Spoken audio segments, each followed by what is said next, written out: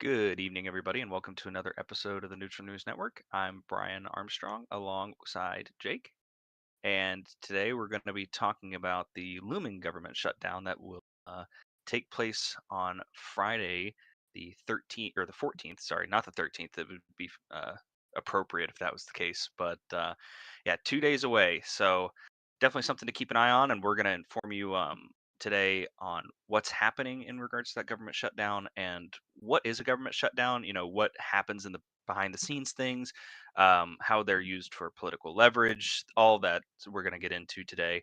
But yeah, so we're going to go ahead and kick it off though by throwing up ground news, and we're going to look at some of the top economic headlines, as that's kind of been the big news for a while now, in regards to just tariffs, Doge, this, that, and the other. So a lot going on there. But what we'll cover these quick three stories that you see at the top of your screen here. So Canada to impose 25% retaliatory tariffs on $21 billion of United States goods. This is an update that came out about 3 hours ago. This is mostly on aluminum and steel imports. So right now, obviously, there is a huge trade war that is kind of being sparked off between the United States, Canada, and other various countries in the EU. Um, this is kind of turned into a tit for tat type deal where one country does the initial tariffs. Most times it has been, if not all times, I'd have to confirm 100%, but it seems like most times these tariffs have been sparked off by the United States. And a lot of times there have been retaliatory tariffs that have followed from the countries that have been impacted by these tariffs. I I know believe for a that's true, fact, Ryan. okay, cool, perfect. And I think the only country that I'm sure there's the only country that I believe has not instituted any retaliatory tariffs has been Australia and potentially Japan, but I don't know if there's been any tariffs directly on Japan. I know there has been tariffs on Australia, and they have chosen to not institute retaliatory tariffs, as far as I'm aware. The next article that you see there is the government shutdown likely after Schumer says the Senate Democrats will block the House GOP continuing resolution budget measure, which would prevent the government shutdown. And like I said, we'll get into that in a little bit. And then last but not least, the EPA terminates Biden era climate grants worth $20 billion. Not a huge shock there. A lot of cost cutting going on via Doge and via just the new appointees that Donald Trump has put into the various departments across our government. Um, I would imagine that it's probably not all that common that they would cancel certain grants or certain funding measures, administration to administration. But I believe that this is probably newsworthy just due to the dollar amount. $20 billion is, while not a large number, if you've watched our previous episodes in the overall scheme of the government's total spending on a year by year basis. But $20 billion for the EPA and the grants that they have is probably fairly considerable. So, yeah. Um, Without further ado, we'll go ahead and crack into the government spending shutdown. Yeah. So, with the government shutdown right around the corner, I mean, we got 2 days, and I believe it goes into effect probably midnight Friday into Saturday.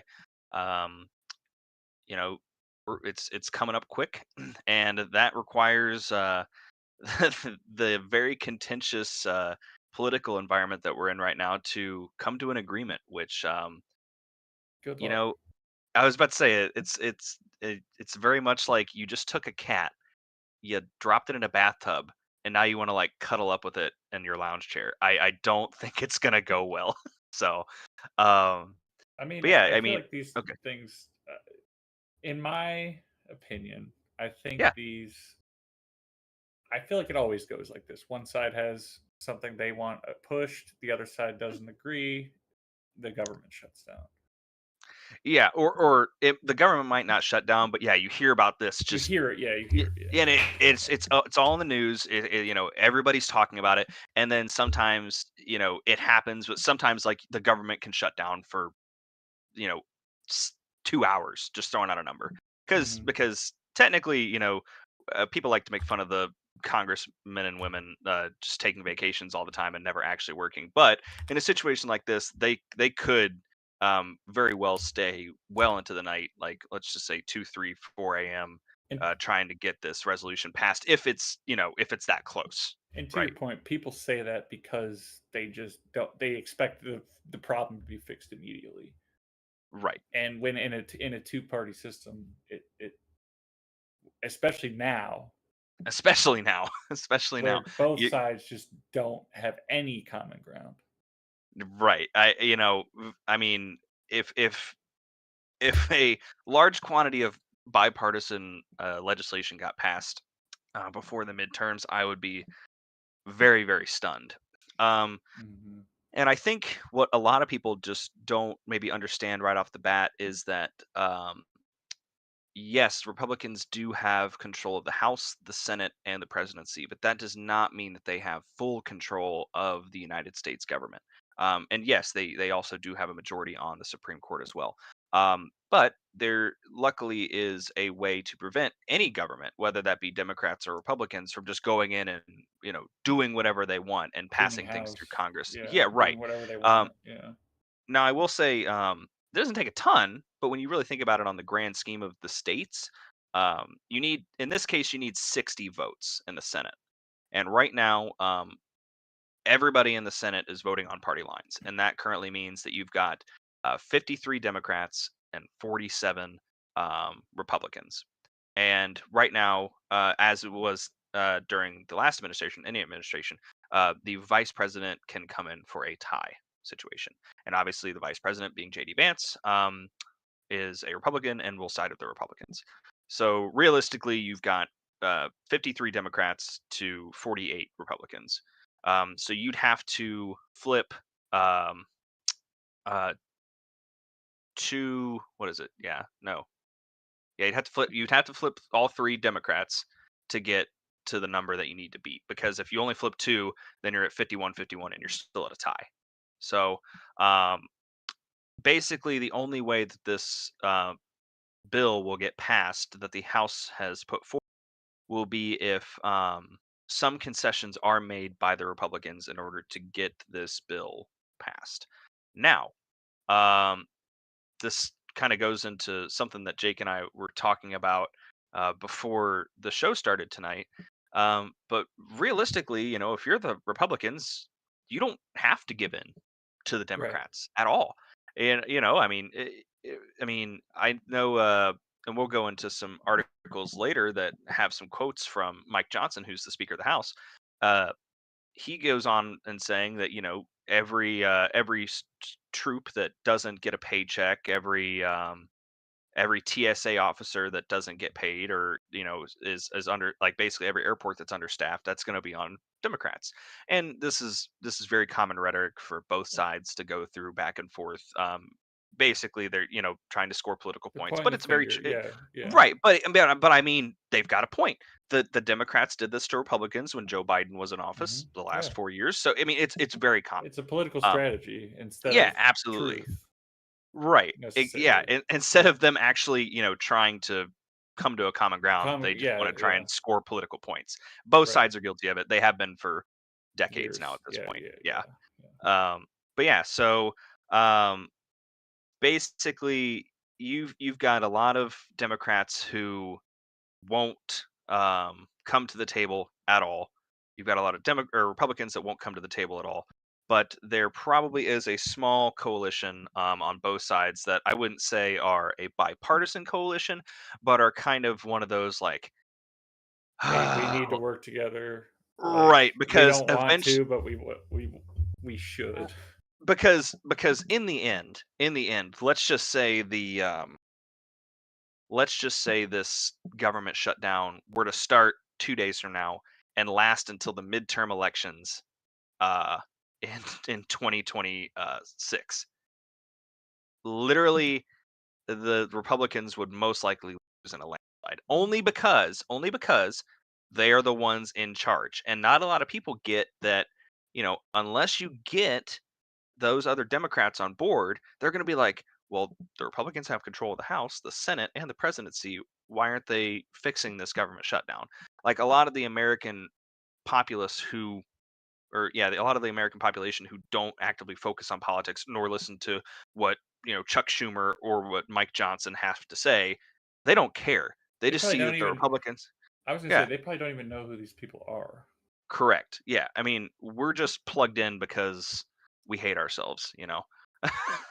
Well, we no, we don't hate ourselves. I think we just Oh, find it interesting to what's happening. We like to figure out what's going on with our country that we live in.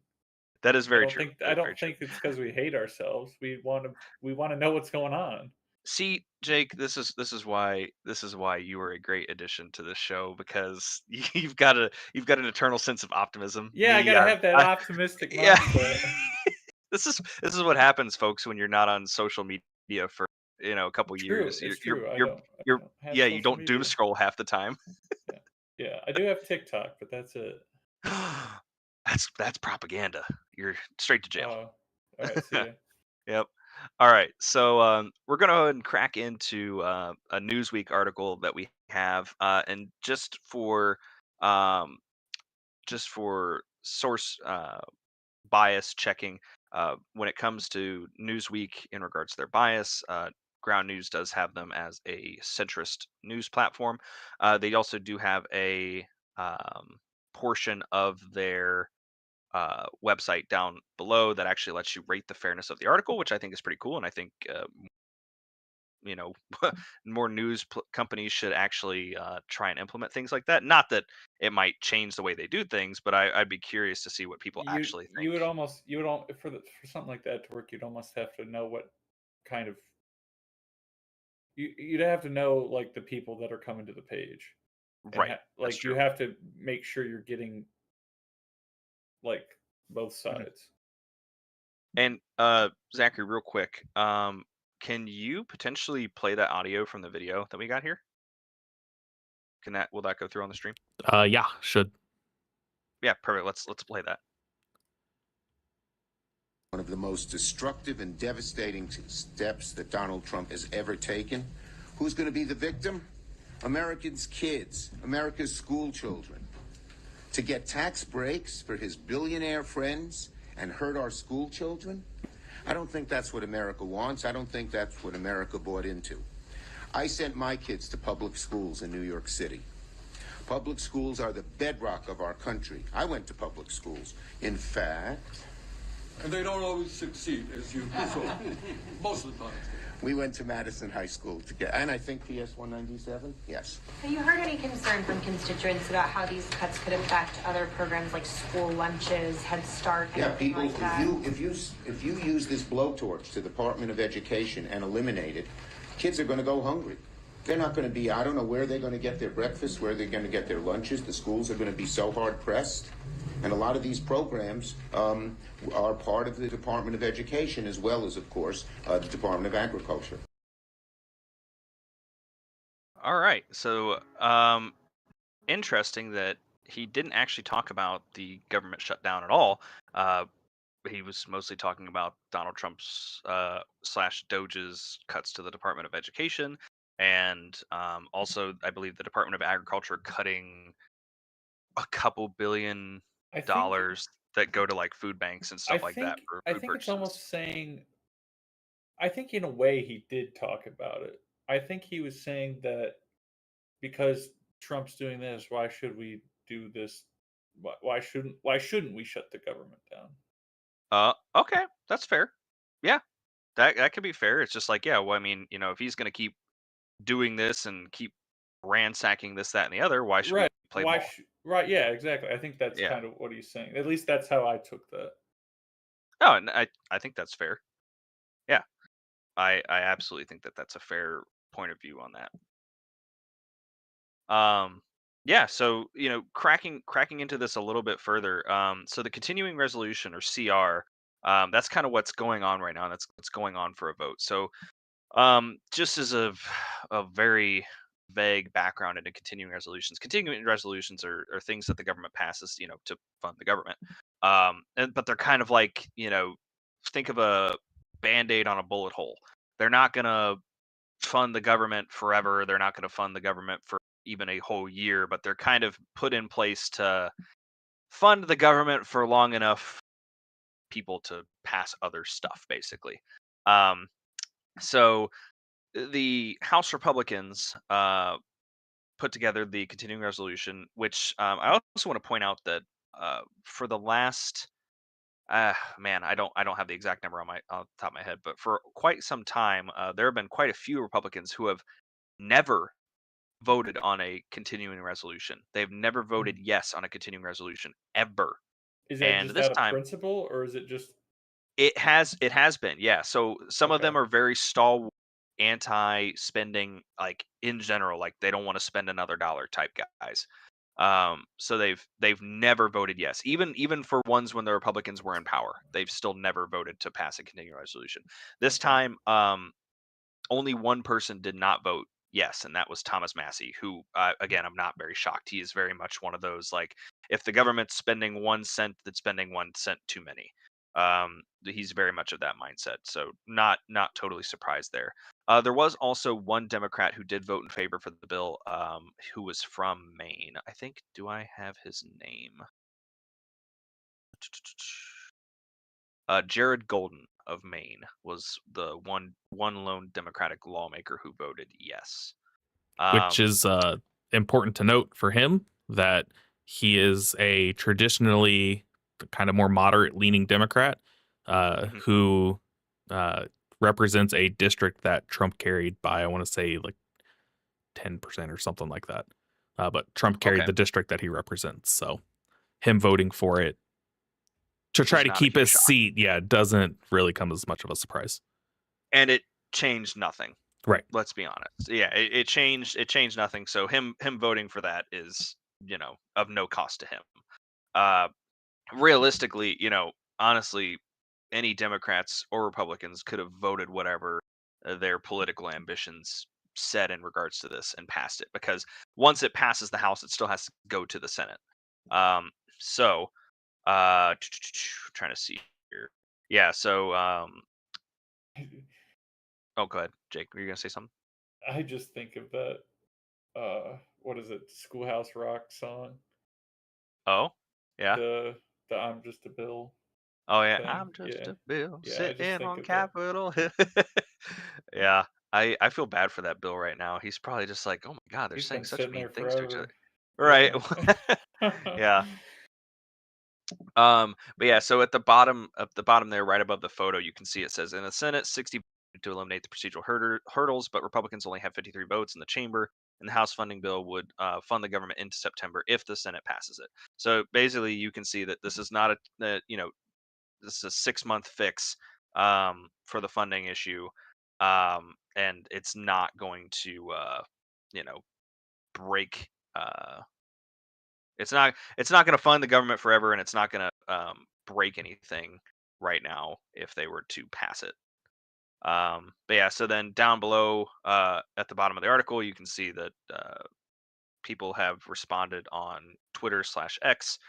So like Chuck Schumer, who's the Senate Minority Leader, they've also said it says Senate Republicans, so it doesn't go into who said that. Shows you about Mike Johnson.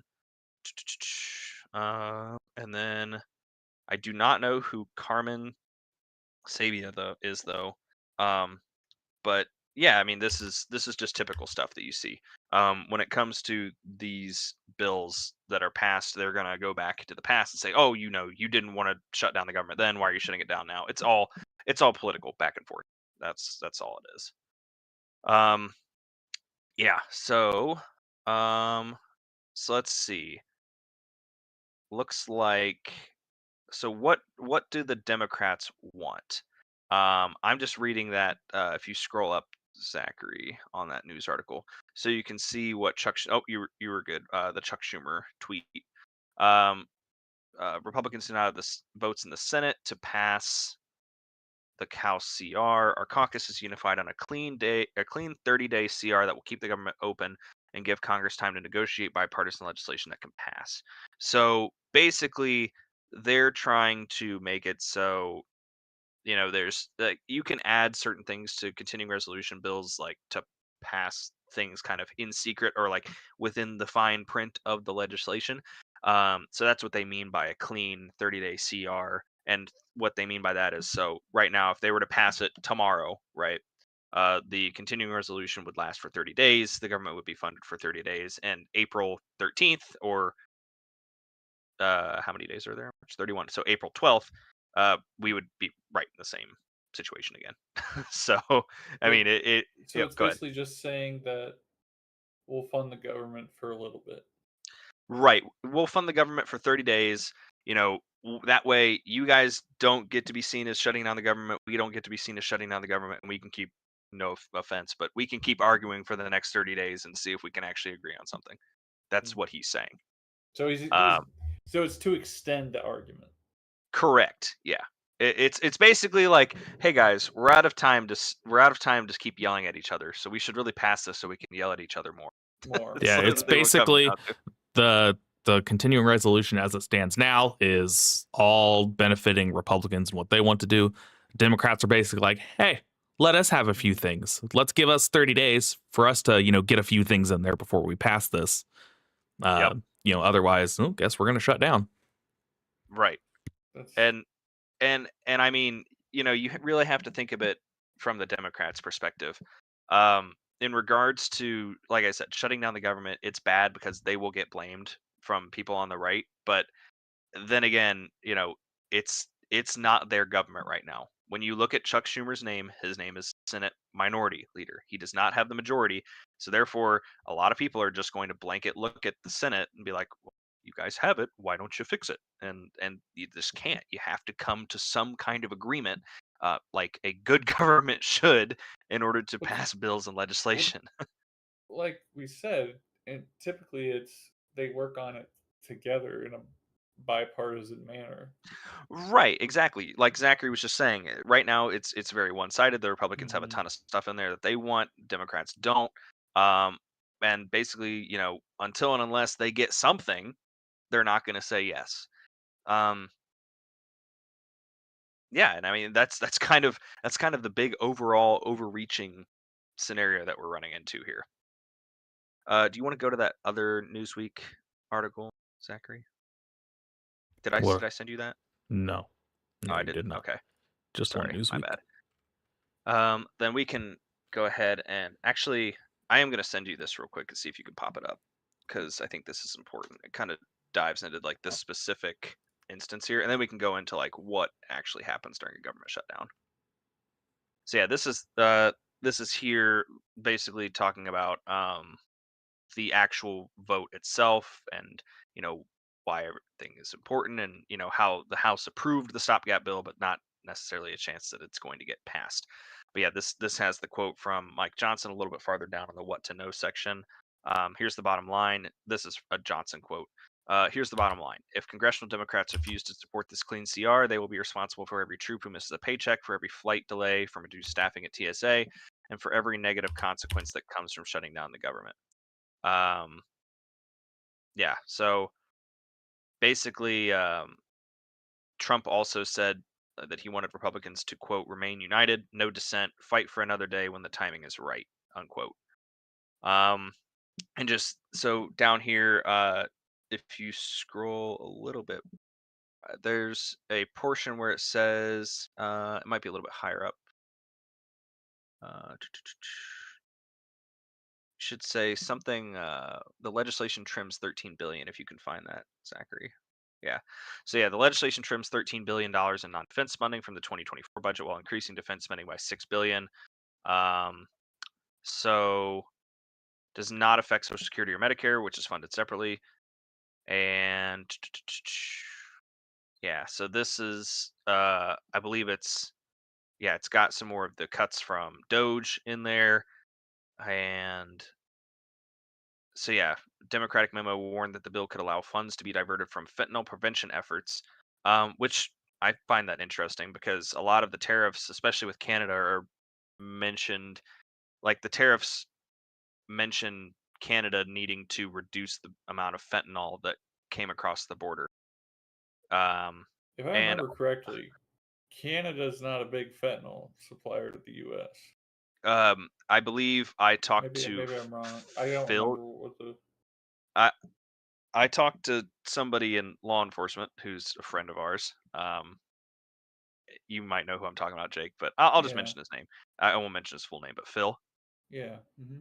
And we talked about this, and I believe, and I did not fact check his numbers here, so if anybody wants to do that for me, feel free.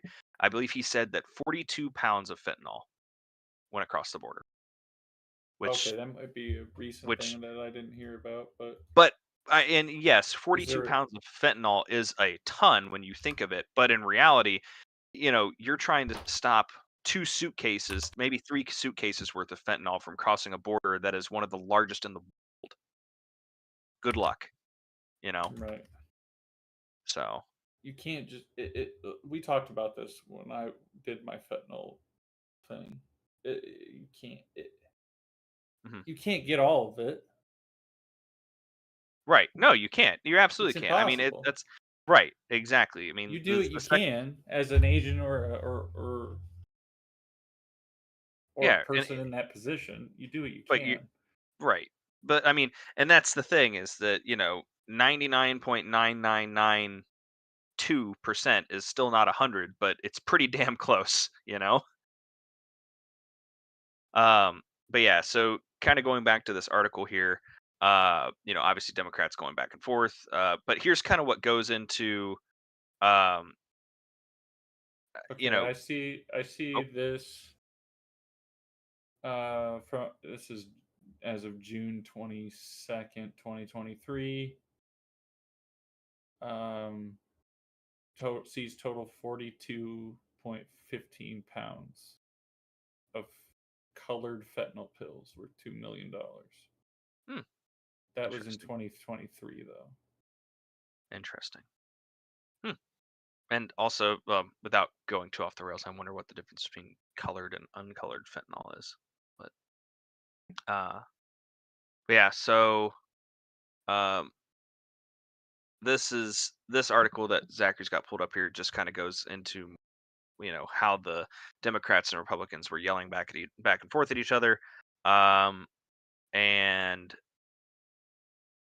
oh, interesting. So if you scroll down a little bit to the what happens next section, Zachary, um, the so looks like Washington D.C. Mayor Muriel Bowser warned that the city would have to cut $1.1 billion over 6 months. Which I mean, I don't know what the GDP of DC is, or what their yearly budget is, but I mean that seems like quite a substantial amount. Just I mean, I get it. DC is also a very wealthy section of the United States, but very small as well. So it'd be interesting to see, how much of that actually, or what percentage of their budget is actually 1.1 billion. Be interesting to know. And yeah, so I think that that's kind of it with this article, and we'll go to the Brookings Institute's article next to kind of just go into the general, like, what is a government shutdown. That was more of like what's happening now. This is probably going to break down into like what a government shutdown is, maybe a little bit more into the actual details of it. So this section might be a little bit boring, but if anybody has any questions for who's watching, please feel free to ask them in the chat. We've been happy to answer them for you all. And yeah, any questions from you, Jake, or anything that you wanted to chat about before we Um start cracking into this? yeah. Yeah. Um I'm just looking at I'm just looking at like fentanyl deaths Hmm. versus what is being like how many deaths are being stated that are occurring versus how many that are actually being reported. Hmm. And it's because you keep hearing the number, it's tens of millions of people dying from fentanyl overdoses, but in reality, in 2022 and 2023, it peaked around 100,000 per year. Which I mean, It's is just, still a it's lot, still a lot of right? people, but it's But not as near as what you're hearing. right. And I I mean, think I, I don't see, and I could be wrong. I don't see where it says anything about Canada being a big like well, thing. I think that's the narrative that's being pushed, but I don't think I'm my not seeing anything. I'm not seeing any, and I could be wrong, but I'm not seeing anything stating that fentanyl's coming over the Canadian border more so than yeah, and I don't think that it's anywhere necessarily. else. I Yeah, think that's the thing is that it's not. They're not saying that it's coming over necessarily more than any other country. They're just saying, oh, you've got fentanyl coming over. That's bad. Stop that. So I think that's what they're trying to punish, you yeah. know, I mean, them I with. get It's it. the tariffs because of it. Yeah. But But I what mean, about the like, fentanyl we make in house? you're right. Yeah. I mean, I yeah. mean, I mean, yeah. I'm sure you could Google that. How much fentanyl and that's kind is of where produced in the U.S. that's kind of where I guess if you in a perfect world you stop all the fentanyl from coming over, Right. we're gonna find the United States is gonna find a way to get that high somewhere else, Yep. whether it be manufacturing our own or the next big drug or whatever. Right. That's just, Um, and that's my opinion on the matter. I don't. That's just kind of what I would see happening. mhm. I think we touched on it in the previous episode that the United States has a drug problem, not a fentanyl problem. Correct. Exactly. Yeah. If the United States didn't consume any fentanyl, then there wouldn't be a fentanyl market. And it's Yeah, like, what yeah. do you do? What do you do to prevent people from consuming fentanyl illegally? So that's You the can wonderful, you do the what you wonderful. can as law enforcement individuals. You absolutely do what you can to prevent it, but you're never going to get all of it. Right. You never will. Criminals just get smarter, and we have to get smarter too. Like that's just Yeah. it's cat and mouse. It's been cat and mouse forever. So That's just that me. I the was just number that looking up some stuff. Yeah, go ahead. the, nu- the number that you said came over from Canada in 2023. What was that number again? That wasn't from Canada. That just was showing. I couldn't tell where that was coming from. It just Oh, said 42.15 pounds were. so I don't know if that's total Canada. I searched Canada. That's what came up. you know That was what? just a number I got. I think we're gonna pivot. Yeah, Zachary. that's fine. Because this is interesting to me. This is interesting because this kind of does play into um the uh uh the tariffs that we talked about at the beginning. So I just sent you this. So this is from this article is from the Council on Foreign Relations, and this is talking about how does fentanyl reach the United States. This is I mean, honestly, brand new article. This came out 8 days ago, so a week and a day ago. Um, and it says in March 2025, President Donald Trump followed through with his promise to impose sweeping tariffs on three of the United States' major trading partners, Canada, China, and Mexico. He cited the extraordinary threat posed by fentanyl, a lethal and highly potent synthetic opioid, and the country's failure to prevent the flow of illegal fentanyl into the United States. Mm-hmm. So, cool. Uh, literally cracks into saying, 2021, the United States had more opioid deaths than the rest of the world combined. So obviously we have a problem, right? Cool. Yeah. We Mm-hmm. got that. But it ends up if you scroll all the way down. Actually, I wouldn't say all the way down, but like halfway down. Keep going, just a little bit more. A little bit more. Yeah. So right there, how much U.S. illicit fentanyl supply comes from Oh, this is Canada, good. China, and I Mexico? was Yeah. trying to Yeah. find this. Yep. So right there, Mexico has been the main source of fentanyl into the United States. Nearly all the 21,900 pounds that the United States law enforcement seized last year was at the southern border, while only 43 pounds, right there, there's the Yeah, number. So we said 43. 42, Yep. it's 43, was seized at the Canadian border. Yeah. Okay. That makes So, way more sense to me because right. I saw nothing about Canada, and if Yeah. you compare 43 to what was it 21,000. 21,900. Yeah. Yeah, Which, but that's that's, insane.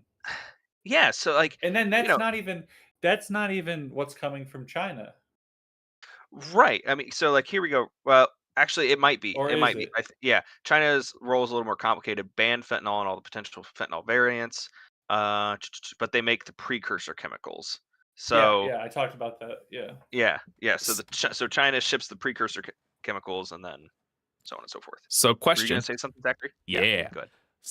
Play a little bit of devil's advocate here. How Mhm. much of this is because of uh our presence at the US Mexico border versus the US Canadian border? How much is maybe still getting in from Canada that we don't catch because we haven't been very concerned about it versus the US Mexico border? That's That's a good point. that's a I didn't great think about point. that. Yeah. Yeah, well, yeah, because let's just be honest. Like I said earlier, Canada and the United States have one of if not the largest shared land border on the planet. I Um, I I guess my thought with that is how much of those precursor precursor chemicals can you get from Canada versus China and Mexico? yeah, maybe there you go. That's another side avenue to your question, Zachary. It's not necessarily the same deal. But yeah, it's just like is it maybe easier to get those chemicals from Canada into the United States? Right. So Yeah. yeah. Not necessarily fentanyl, but like that we're missing, maybe. But But all the stuff that Walter White used, even though he was in New Mexico, he got from Canada. Yeah. Canada, right? Yeah. Yeah, do you know Canada doesn't have the same restrictions on imports and stuff from China that we do. So Yep. that stuff gets into Canada, then gets into us. Yeah, that Yeah. very well could be a thing. Yeah. Just so everybody knows at home, we do not use fentanyl on this No, but podcast. None of the precursor drugs get into us. the business of it all, it's literally shipping and trade in illicit substances and Yeah. things. Well, and so let's go. I know we've done this a couple times, but let's throw up some Google Maps real quick, just so people can, and then we'll come back to this CFR article.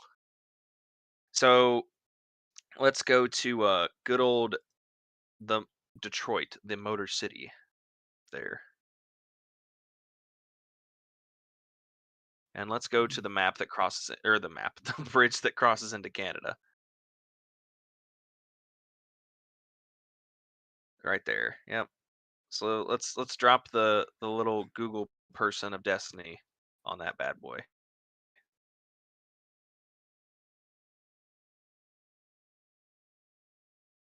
Because this bridge right here is where all of the trucks cross in and everything like that.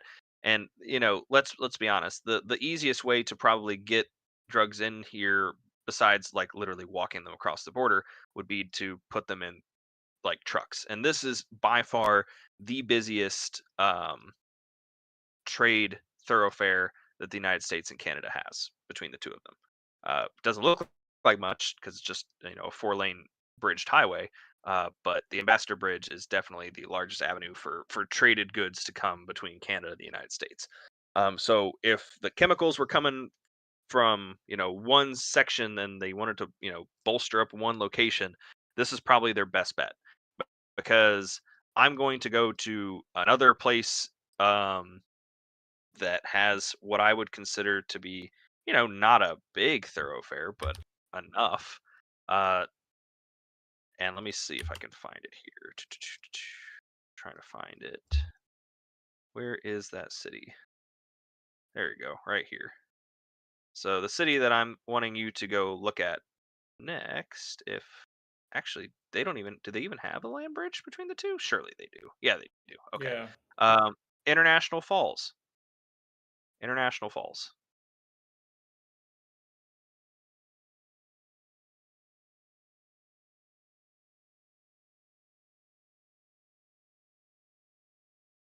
But so that toll bridge right there, you can go on the north side right into Canada and kind of go into that. Oh yeah, so you're on the United States side.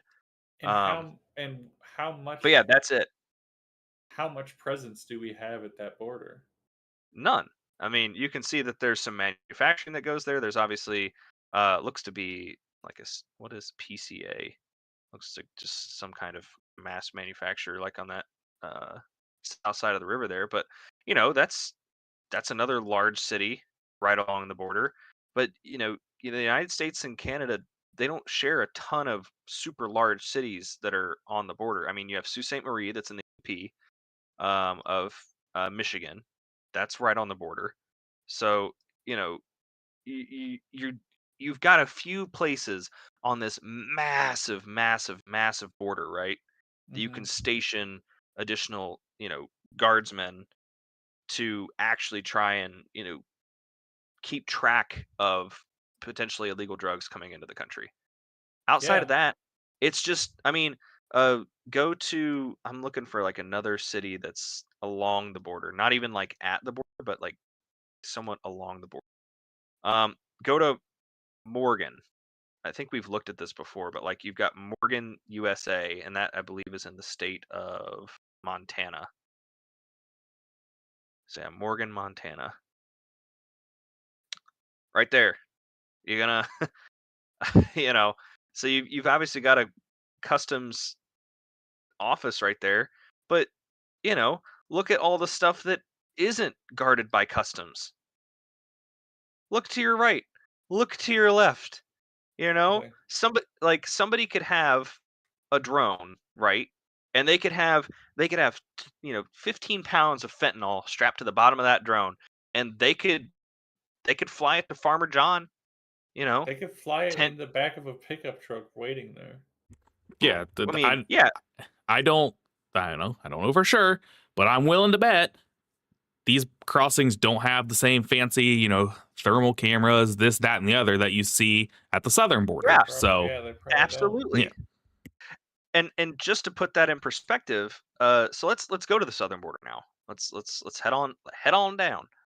But yeah, you've got, especially in like Texas, you've got cities like you've got Matamoros that's right there along the southern border. You've got Reynosa that's right along the southern border. Like these are large cities that are right across the border from the United States and Mexico. I went to Laredo for what it's worth. Oh, Laredo. Oh, I see. Yeah, Laredo. That's another big one. You've got Laredo on the United States side, and Nuevo Laredo on Nuevo Laredo on the Mexican side. So yeah, it's and that's the thing is that these places, like Zachary was saying, those places probably do have the thermal cameras that can allow for easy apprehension of illicit substances that are detected. But like you've got Eagle Pass. That's another large city. I mean, And and we're just in Texas. and my thought We're too just is, in Texas.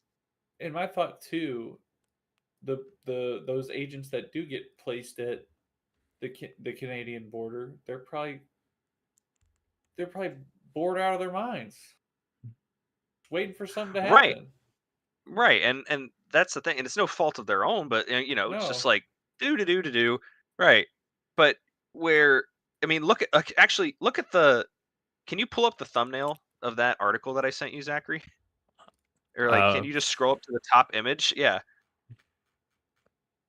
I mean, I think that's a pretty good representation of what's happening at the southern border. I mean, you can see that that's Puente and and International. and Yeah, and we're it's an not saying international it's port. not happening at the Canadian border, but you don't hear about it.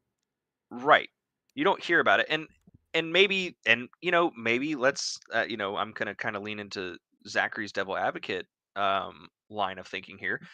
Maybe the United States government has information that isn't here, right? Maybe the United Could States be. government does know that there is a drug cartel that is operating in Canada and finding ways to smuggle drugs into the United States that we just can't capture, and we can't then report the amount that is coming in, right? Maybe that's happening. Could Yeah. totally be. And if that's the case, then Mhm. sure. The United States government is absolutely within their right to tell Canada, like, hey, man, figure it out, or else we're going to start laying some tariffs on you until you do. That's That's kind of that's what's. fine. I mean, that's kind of the narrative that's being pushed too, and that could Right. very well be happening. You're Yeah, just not. exactly. Yep. Yeah, I mean, that 43 pounds versus the Yeah, 2200 29,000 almost. or yeah, or whatever it was, Yeah, 2200, 21,900. 900. Yeah, Yeah, still, that's 22,000. Yeah, sorry. yeah. It does make me think of how much they're missing coming into hmm Canada or coming from Canada. I mean, I'm just gonna do some simple math here. But also, I don't know. I don't know how much personnel is up there too. I don't know. Well, I'm let's not see. seeing it in the media either, so who knows? Do you, Zachary, do you want to Google? We're gonna try and find some numbers on this for anybody who's listening. So Zachary, do you or whoever does somebody want to Google how many troops are at the Canadian border, how many troops are at the Mexican border on the United States side, regardless of what the other country's doing? We could potentially look into that in a second. I'm gonna do some quick math because I'm gonna be a nerd about this. Okay.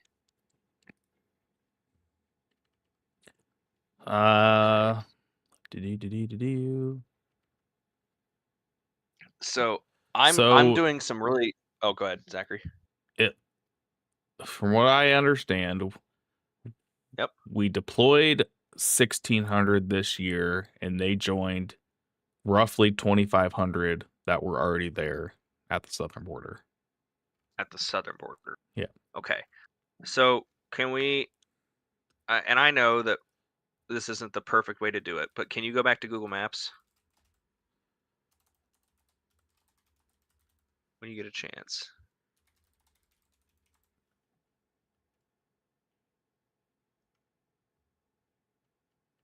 You know, What do I know, Jake? What do I know? I'm just thinking if Hey, that means this podcast is working. You're thinking, yeah, which means okay. hopefully somebody else is So too. so if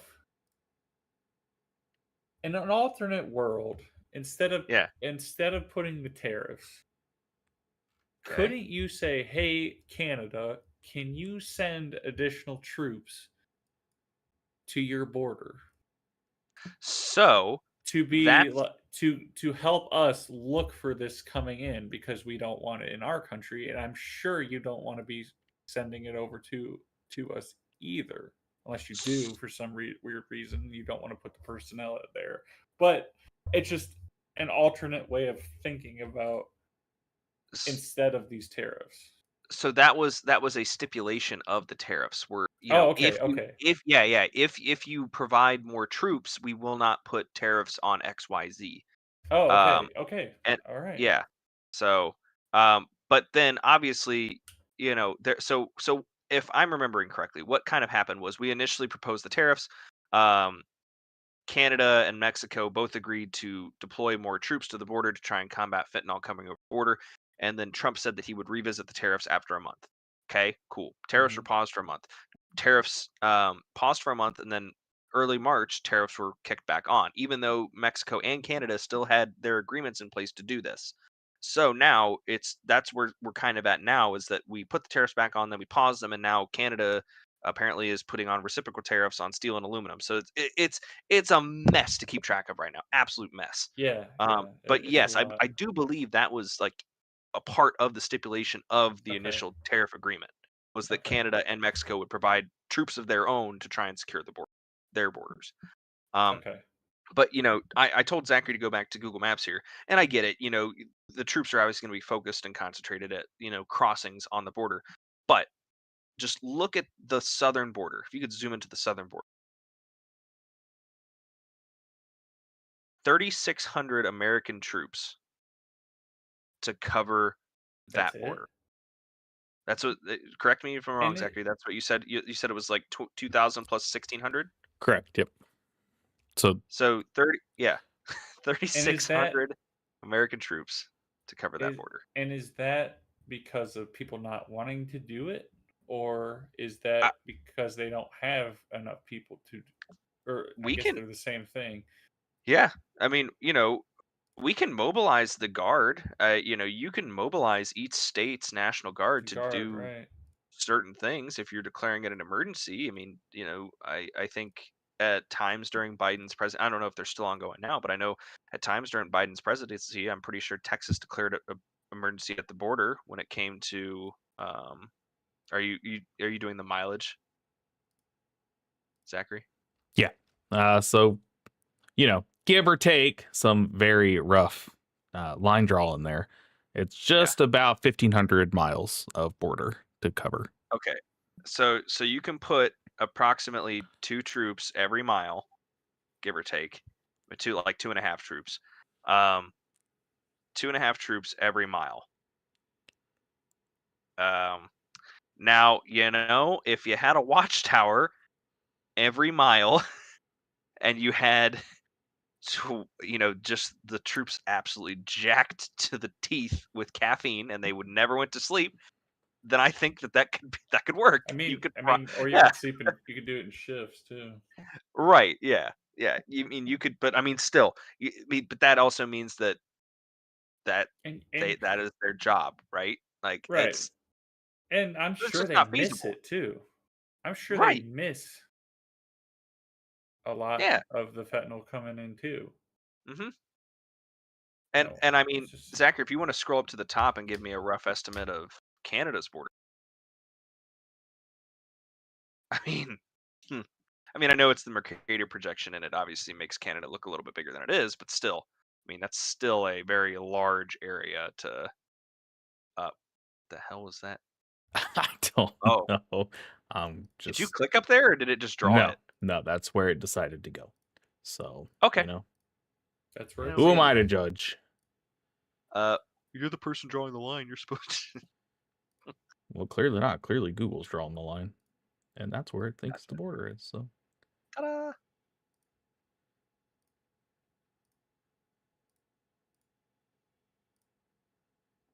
So if you want an even more rough estimate, oh look at that, I'm smarter. Oh, Uh, hell yeah. roughly 3,500 miles, so twice the length Woo! of the southern border, basically. Woohoo! Man, well, and that's the thing. So it's just like, and so what do you do? I think before we really wrap up this conversation, it's just what do you do? Do you really want to station American troops at every single avenue of the border? I mean, is that what we really want to do? Like, because like think of it, just you want to go on a Sunday trip to maybe Winnipeg because you like let's say you live in northern Minnesota and you want to take a Sunday trip to Winnipeg. Like I get it. You're going to have to go through border patrol. But like even the little rinky dink border patrol that's like right on a crossing right across you know, the country, are we really going to put in thermal cameras at every single crossing? Are we really going to put in all this infrastructure? Because I mean, it's going to cost millions, if not billions of dollars. And so it's just like, Is that what? Yeah, you'd almost. is it Where's that money feasible? going to come from? Yeah. Right, exactly. And is it feasible? I mean, is it even going to work? You know, it's not as easy of a solution as people want to make it out to be. It's just not. Yeah. Um, Well, I think but that's the thing though, is people forget the size of these countries, right. Well, yeah. I mean, the let alone fact your that state that you live in. I mean, Americans are privileged in the fact that they don't realize that every state in the United States is around the size of a small European country. Yeah. And some of them have economies larger than small European countries on their own. I mean, I'm pretty sure California has the same economic output alone as Poland does. And Poland is one of the largest European uh, purchasers of United States weaponry, just to Yeah. put that in perspective. Yeah. So, It's crazy. yeah, I just don't think people get the scale, which is, as a geography major, I'm fortunate enough that I do usually have a grasp on the scale of things and I understand how monumental these challenges are. And it's another thing too. It's I do love this country and I do think that we have the potential to do great things, but I think a lot of people do forget that we have a legislative body that legislates for the entire United States when the needs of the people in Omaha, Nebraska are not the needs of the people in New York City. And Yeah. yet we legislate just the same, you know? Yeah. And you have and that's why there's state legislation too. Right, exactly. Exactly. And that's what, everything has a purpose. Everything has a purpose. And it's okay to change things up and switch things around. And it's But okay to like, disagree with someone else that has a completely different view. yeah, like I You don't don't have to. expect. Yeah, It's I don't when it, expect the Omaha senator to agree with the, Rhode Island or sorry, I mean, I know I mentioned the city, but I don't expect the Nebraska senator to necessarily agree with the Rhode Island senator on everything, you know? right. Yeah, Or like they us in come Ohio to agree with everyone in Michigan. a Boo. state No, I'm over kidding. Pennsylvania. Right. Yeah, absolutely. Even though we're Well, both Michigan too. But yeah, boo. No, kidding. But yeah, it's like, it we we we need to understand that it's a blessing and a curse that we have, you know, and that we can't just paint over the entire United States with this one color brush all the time. And I feel like a lot of times people do that. And mm, just a lot of people just don't recognize the magnitude of what we are dealing with as a country. I mean, We are one of the largest countries on the planet with one of the largest land borders on the planet. We are fortunate that for the majority of our history, we have had two allies on our north and southern border. I would like to keep it that way. Mhm. Yeah. So, I mean, I don't see why we wouldn't want to keep that. well, Sure, fentanyl's bad, but like that's not a reason to let me see if get I rid can of your find this. allies. Because um, And I'm not saying that's what's happening. It's just like fe- there's more goes into it than whether fentanyl's crossing the border or not. right. Yeah, I want to see if I can find um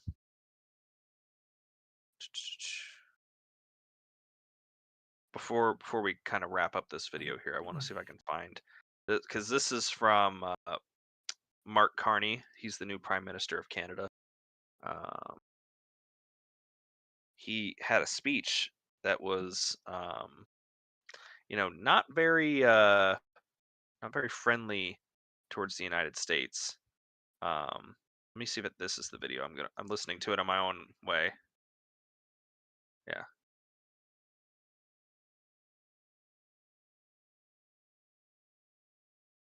So,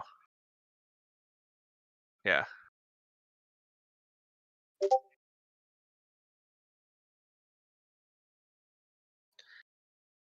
We got about 3 minutes. Yeah. So I just want, like, there's another video that was We didn't ask for obviously this fight. played The that Canadians are always you know, ready when someone else he drops kind the of gloves. talks just So the Canadians Americans, focusing they inward, should make and no it's just a mistake, lot of in trade as it's in not. hockey, I know Canada this is kind of an will buzzword win. for people.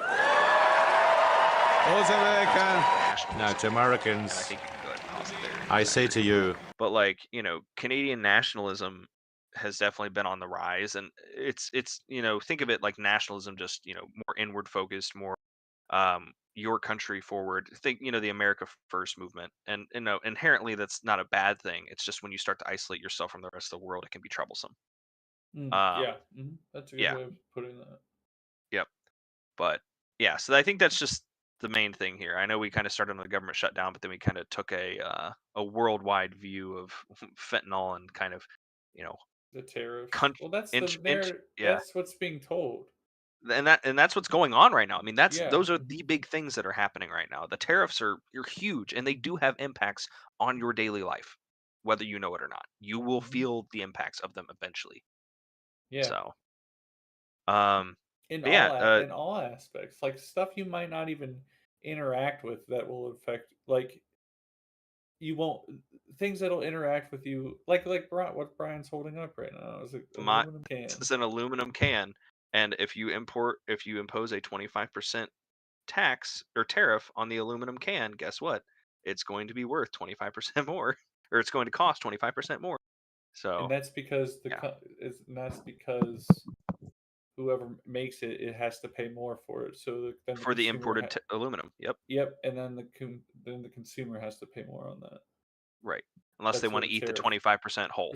right, yeah, Yeah. and they're not going to do that because they lose money. Correct. Well, I know we're wrapping up on the 1 hour point here, and I don't know if Zachary's got a little fun tidbit to give out. I know if he doesn't, I do. So what do you got? My fun tidbit is something 90% of people probably do not give a toot about, but it's the severe weather for Friday and Saturday. Damn it. Was that yours? No. Damn. No. I wanted to steal it. I wanted you to steal it too. If yours is more interesting, go ahead. All I was gonna say is Eastern time, Friday, 2:30 a.m. Get eclipse. outside, look at the total lunar eclipse. Yeah, total lunar eclipse. If it's if there's I almost said if it's sunny. If there's no clouds outside, look up. The moon will be a really deep red, blood red color because it is behind the Earth, and the Earth is casting its shadow on the moon. Really cool. Happens once every like 20 years, so it's gonna be wild until you see it again. Go out and check it out. Anyways, go ahead, Zachary. I just wanted to say that Friday and Saturday, now that it's getting warmer, we are ramping up severe weather season very quickly. For anyone who knows folks that live in this here orange shaded area in particular, and realistically, probably this area, and then again, maybe this area. Kind of those two zones have the highest, or what I think is the highest threat for some pretty significant severe weather, especially Friday evening and overnight, in the form of a very dangerous squall line, likely on kind of the northern half. You're going to get an arc of storms that's going to end up looking like that. That's going to pose a very, very high damaging wind risk. Yeah, I was gonna say, Cole, please be careful. And then there's also going to be a pretty significant tornado risk, most likely. And these are going to be coming after dark. So people are going to start going to bed. This tornado risk is really going to ramp up. And so just kind of a heads up to pay attention to that. But I think from there, once I figure out how to use this here tool like this, there we go. Saturday, I think actually ends up being, oh no, go back, leave me alone. Ends up being a bigger day. So Saturday in Mississippi, Alabama, and maybe into Georgia, we could see a fairly significant tornado outbreak in most likely Mississippi and Alabama. Oh no. We're not talking, if anyone happens to remember April 2011, likely not looking at that. But some of the analogs do point to other significant events where, we've had several F4s as part of these events. There's still some uncertainty with those storms we talked about on Friday night, especially kind of in this area. As they move east into this area, the question is, do they clear out in time for the atmosphere to recover on Saturday? If they do, based on the current model data, the atmosphere is primed for a very significant event. So if you know anyone, Mississippi, Alabama, even Georgia, if they haven't already heard, folks down there are usually pretty good about keeping up with these things. But if they haven't already heard, you're going to want to let them know. Locally, here in Ohio and really north of this orange zone down here, things are a little bit more conditional. This for us is going to be what we call a high shear low cape setup. So there's plenty of wind shear in the atmosphere. The wind speed above our head is going to be ripping, and we're even going to see probably some 40 to 50 mile an hour gusts just during the day on Saturday as it is. But our atmosphere is going to be a little bit moisture starved. So where moisture coming off the Gulf of Mexico is going to be primarily kind of concentrated in this area, it's going to be a lot, we'll call it less, this far north. So I think for the Ohio, just about the southern half of the state has the best chance of seeing storms on Saturday. And a lot of that will also depend on what comes through Friday night, early Saturday morning. Whatever's left of the line that develops out here as it moves off to the east will impact kind of what happens on Saturday. And we'll have to see if we clear out and are able to build some of that instability. Maybe if our dew points get a little bit higher, as one model suggests they might, we'll have enough wind shear to potentially do some pretty silly things up here by Ohio standards. So it's going to be a busy day starting Friday afternoon and evening and into Saturday for a large portion of the country. So if you happen to know anyone in really any of these areas, so any of the green, yellow, or orange here, and then again on Saturday in the yellow and orange area here, and really even Sunday along the eastern seaboard after that, and what will likely be a squall line continuing to move east. But busy day, potentially big day, especially Saturday. Friday could also potentially be a big day. Moisture is going to be a little bit harder to come by on Friday, it looks like. But Saturday right now is poised to be the big day. So If you know anyone in those areas, just make sure they know what's going on. They have a plan. Tune into their local media, who probably has better forecasts for their specific areas. But definitely something I'll be watching because this is what I do. Yep. Yeah, I would definitely be keeping an eye on it Well, for other reasons. Jake, anything you want to wrap up with? I know Zach and I kind of took our last two swings about yapping at the end of the video. So anything you want to No. wrap up with and finish us off with?